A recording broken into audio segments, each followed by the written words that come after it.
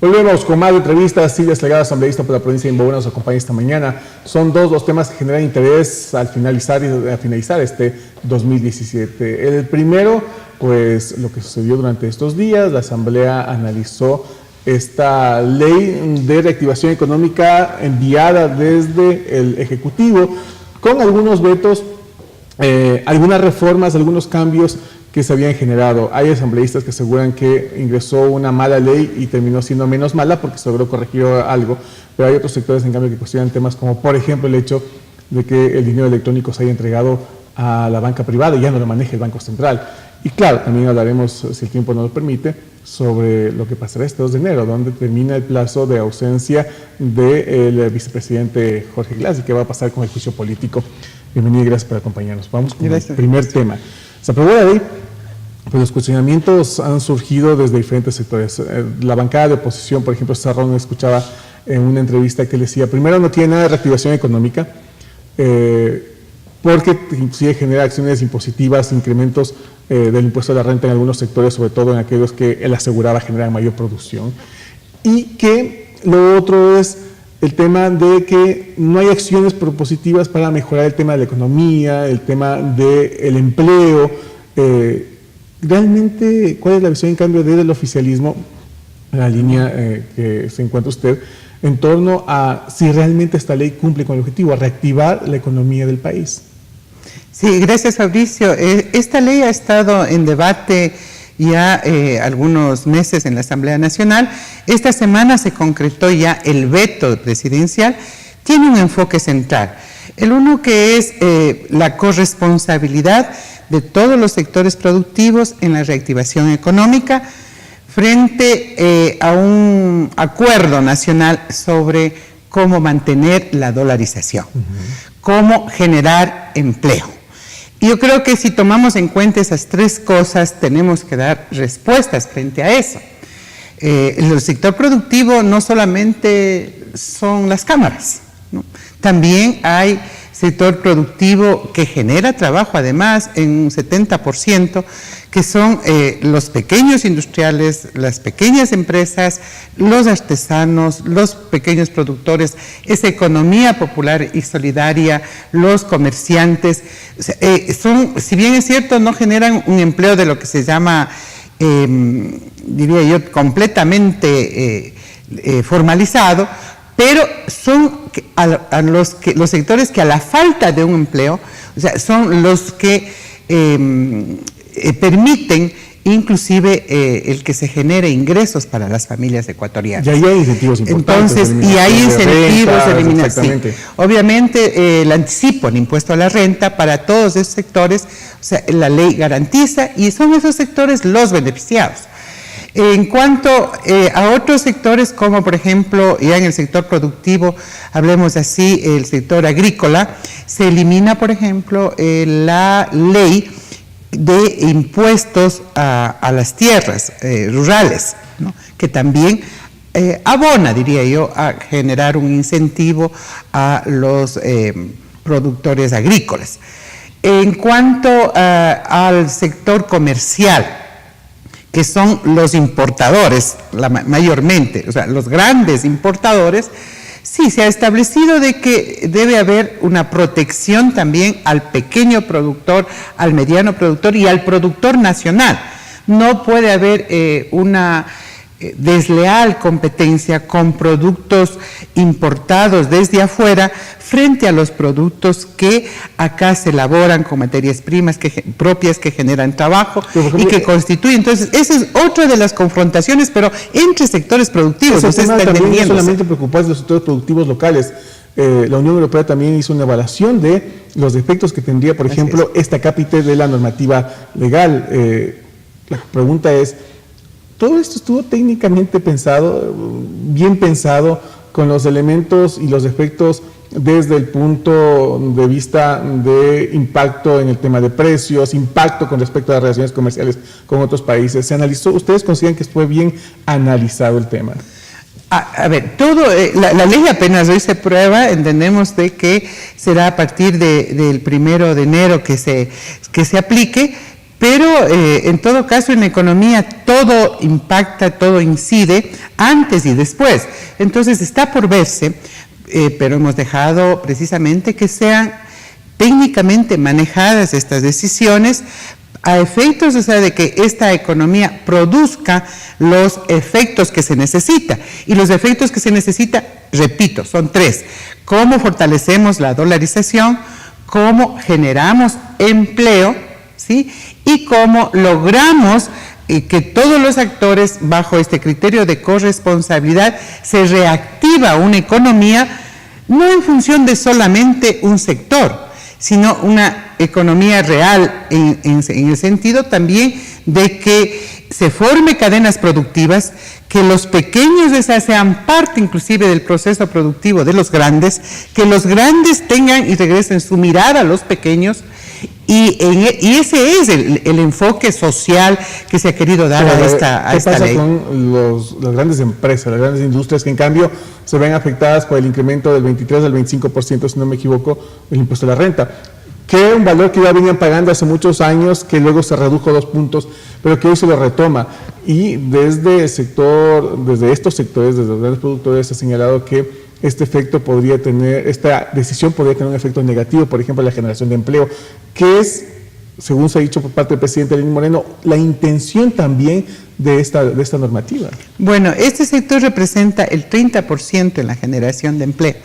Y no solamente está el incremento del anticipo al impuesto de la renta, hay otros incentivos también para ellos. ¿Por qué no se dice, por ejemplo, de que en lo que es los rubros para contabilizar y para determinar el impuesto a la renta, hay algunas consideraciones que antes no lo tenían? Y es precisamente estos incentivos es el que cambia las condiciones de este sector. Por ejemplo, la entrada de capitales, o sea, el reingreso, hablemos así, de los capitales en el exterior, ¿no? La rebaja o la disminución del ICE en algunos productos.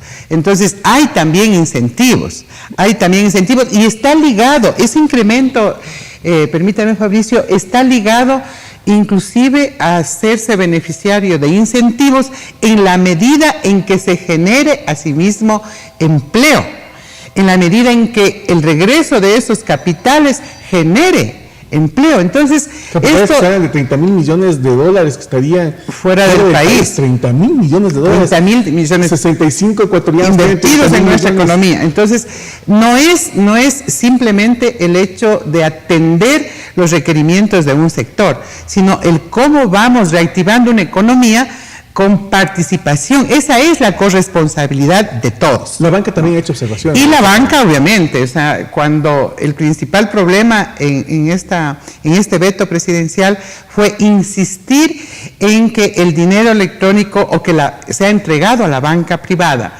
como medio de pago, el dinero electrónico, ha sido uno de los temas, o sea, que la banca siempre ha estado reclamando, pero no está conforme la banca con esa medida. ¿Por qué? Porque el Banco Central se queda con la competencia de controlar las liquidaciones, las compensaciones, las tasas inclusive, ¿no es cierto? Y obviamente lo que es los servicios administrativos. Ellos cuestionan que, por ejemplo, mantener el Banco Central este tipo de control y entregar, en cambio, el tema de la operatividad del dinero electrónico afectaría sus reservas, a las reservas bancarias.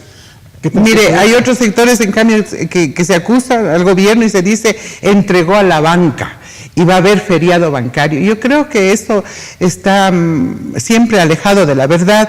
Lo que se ha hecho precisamente es evitar que el Estado tenga que contar siempre con una reserva de 2,000 millones de dólares al año para mantener un circulante en efectivo, es decir, dinero físico. Cuando los bancos tienen también sus reservas. Lo que se está planteando es que la ciudadanía acceda a este medio de pago electrónico, que puede ser inclusive los propios celulares, sin costo, porque es medio de pago sin costo. Alguien decía, sí, pero hay que regular porque las tarjetas de crédito, o sea, tienen un costo adicional. Operación. La mayoría, o sea, de ecuatorianos, los que tengan tarjeta o los que tengamos tarjeta de crédito, se establecen, ¿no es cierto?, los costos operacionales, o sea, de lo que implica ese medio de pago electrónico. Pero lo que se ha aprobado es más bien el que se amplíe como medio de pago medios electrónicos como el celular sin costo para los ciudadanos. Pero no, eso no implica que el Banco Central no deje de regular, porque el poner como miedo de que puede haber un feriado bancario, eso está descartado, porque será el Banco Central que mantenga la caja de compensaciones, la garantía, ¿no es cierto?, de los depósitos, que mantenga la regulación de los costos administrativos, y efectivamente solamente la banca privada como tal pueda tener una plataforma independiente de uso de dinero electrónico, pero la banca pública y la banca o el sector de las finanzas de la economía popular y solidaria va a tener y va a seguir teniendo el apoyo y utilizando la misma plataforma del Banco Central. Me refiero a las cooperativas, por ejemplo. Entonces, acá hay la intención de buscar un camino para reactivar la economía. No hay una, diría yo, una intención más bien de ceder, ¿no?, de ceder desde el gobierno privilegios a un sector, no. Esperemos que a los ecuatorianos nos vaya bien, que se reactive la economía, que se genere trabajo, que tengamos que enfrentar los temas de la dolarización con mayores ingresos de dólares al país por turismo, por ejemplo, por exportaciones. Es la única forma de mantener una economía, porque si hay salidas y no hay ingresos, entonces tenemos problemas.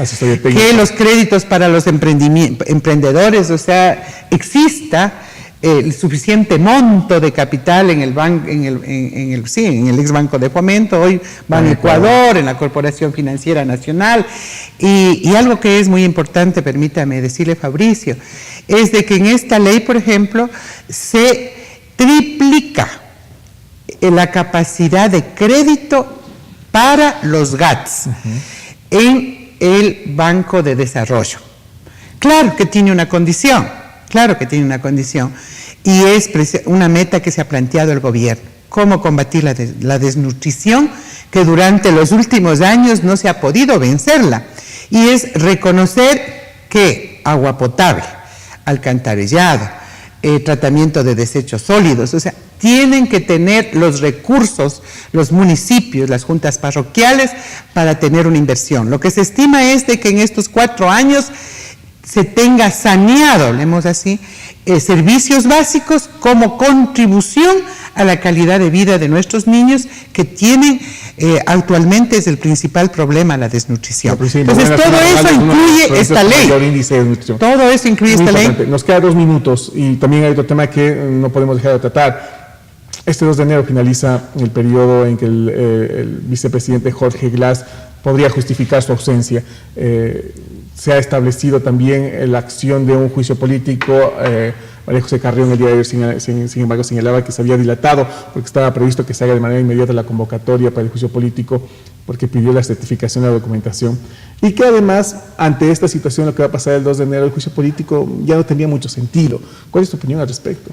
Sí, o sea, hay algunos criterios, o sea, quién llega más rápido al 2 de enero y en qué condiciones llega, a efectos de que se prevé que habrá que elegir nuevo vicepresidente o vicepresidenta por las condiciones en las que, condiciones especialmente de carácter penal, que tiene el actual vicepresidente Jorge Glass.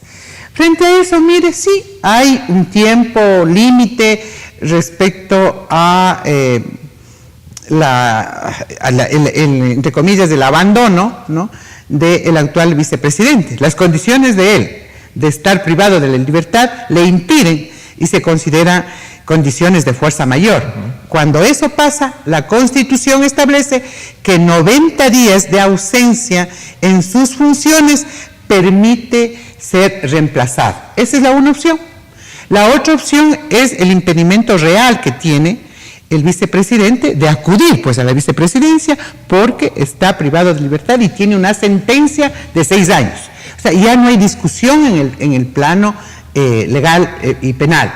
Y la otra es, obviamente, la sanción política que algunos sectores están planteando vía juicio político, y esa sanción política incluye la posibilidad de una censura y destitución.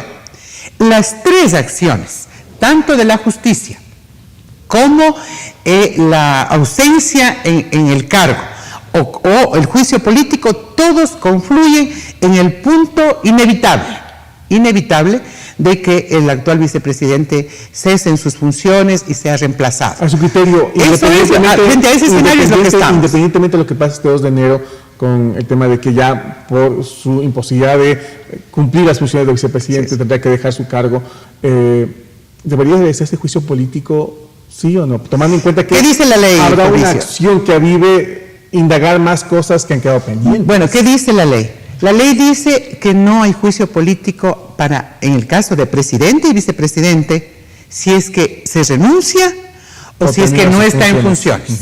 Entonces, el juicio tiene que seguir hasta que llegue ese momento que le impida continuar. Si es que hay una renuncia por parte del ingeniero Jorge Glass, el juicio se parará. No tiene sentido. Y si es que el Ejecutivo envía una terna el 3 de enero y la Asamblea concluye con elegir otro vicepresidente, tendrá que concluirse.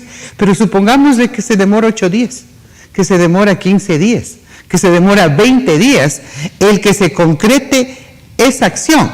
Porque esa acción no es simplemente llegó el 2 y ya no tenemos vicepresidente, no es así. Tiene que haber una acción primero de verificarse el abandono del cargo, 1, 2, de enviarse la terna, 3, de elegirse vicepresidente. Y la Asamblea es un espacio político en donde en este momento hay conflictos de la fuerza mayoritaria y por lo tanto habrá que confluir con otros grupos para mantener una mayoría. Estoy diciendo que podría dilatarse este tema de nombrar al nuevo vicepresidente. Pero definitivamente, claro. O sea, no es que llegó el 2 y al otro día el 3 tenemos la terna y el 4 está elegido. No, tendremos que primero saber, o sea, cuál es el procedimiento legal y después, o sea, tiene que aprobarse con una mayoría. Finalmente. Entonces, en esas circunstancias del país, en el plano político. Me he pasado el tiempo el día de hoy, las entrevistas, como siempre, han estado muy interesantes. Como aliados políticos, me refiero al Partido Socialista, ¿hay algún tipo de visión en torno a cómo y quién debería estar conformando esta terna para reemplazar al vicepresidente Jorge Glass, o a 5 días, si no me equivoco, quizás un poco menos, de que termine su condición de vicepresidente? Es demasiado prematuro hablar de la conformación de la terna y quiénes la integrarán. Bueno, yo he dicho el escenario difícil que tiene el actual vicepresidente y va a concluirse necesariamente en que no sea reemplazado. Y cuando digo sea reemplazado, tengo que recordar que nosotros elegimos el binomio Moreno-Glass. Nosotros, como socialistas, apoyamos a ese binomio y el pueblo ecuatoriano, aunque sea con una, diría yo, con una mayoría mínima, pero apoyó a ese binomio. Por lo tanto, nuestro primer criterio como partido socialista es 3 requisitos. El primero, el que cualquiera que sea dentro de Alianza País o fuera de Alianza País, escogido o seleccionado para el primero de la terna, debería asumir el programa que ganó, es decir, el programa por el que ganó Lenín Moreno. Segundo, no debería tener vinculación o problemas ni de sospecha ni con la justicia respecto de temas de corrupción. Y tercero, debería ser una persona que haya participado, o por lo menos haya apoyado y no haya confrontado con el proceso de Montecristi. Porque precisamente estamos frente a una consulta popular en donde el presidente Lenín Moreno ha planteado recuperar el espíritu de Montecristi. Y no puede estar de vicepresidente o vicepresidenta una persona que estuvo en contra y que hoy no asuma inclusive esa condición de recuperar. Sí, yo creo que hay en el propio gobierno, en el propio gabinete, de dentro o de afuera sí lo hay. En todo caso, respetaremos, la competencia lo tiene el presidente Lenin, ¿sí? Es su competencia, pero como fuerzas aliadas, como parte de este proceso, lo menos que podemos decir que esperamos que cumpla esas 3 condiciones. Y en esas 3 condiciones está el diálogo social, el combate a la corrupción, el rectificar errores, está todo eso. No quiere decir que lo que se pretende es tener una persona que imponga determinada programa, no. Apertura de diálogo sí, pero con un norte. Combate a la corrupción, claro, y acciones firmes y decididas. Pero recuperar el espíritu de Montecristi implica también apoyar y hacer las cosas pendientes que no se ha hecho en estos 10 años o que se ha hecho mal y que hay que corregir. Entonces, en esa discusión estamos. El día martes vamos a tener una reunión con el propio presidente de la República para analizar la coyuntura inmediata, porque será en el mes de enero, consulta popular. A lo mejor se decida que la elección del vicepresidente sea luego de la consulta o al inicio de la consulta, eso está por definirse, ¿no? Y tercero, obviamente, el cómo hacer posible que lo que se ofreció empiece ya a cumplirse. Muy agradecemos la presencia de asambleísta Silvia Segada, amigos televidentes. Concluimos el espacio de entrevistas. Hoy nos hemos pasado un poco más, los temas han estado como siempre muy interesantes. El último día, ¿no? Es el último día, nos podemos tomar esta licencia con la gente de producción. Y permítanme también enviar nuestro saludo, nuestro abrazo y nuestros deseos de éxito para nuestros amigos televidentes en el 2018.